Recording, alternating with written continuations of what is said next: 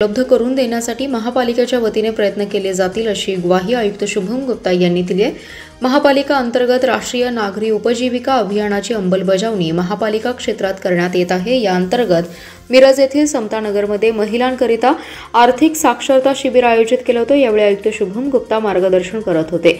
महापालिका क्षेत्रात 1730 महिला बचत गट आहेत। या बचत गटांचे एकूण 63 वस्तीस्तरीय संघ संस्था रजिस्ट्रेशन करण्यात आले आहेत। वस्तीस्तरीय संघ संस्थेतील बचत गटांना विदर्भ कोकण ग्रामीण बँकेच्या माध्यमातून 1 कोटी 12 लाख इतके कर्ज देण्यात आले। तसेच संस्थेच्या मार्फत पीएम स्वनिधी योजनेची प्रभावी अंमलबजावणी करण्यात आली आहे। आयुक्त शुभम गुप्ता यांनी विदर्भ कोकण ग्रामीण बँकेने मोठ्या प्रमाणात कर्ज वितरित केल्यामुळे बँक अधिकाऱ्यांचं अभिनंदन केलं।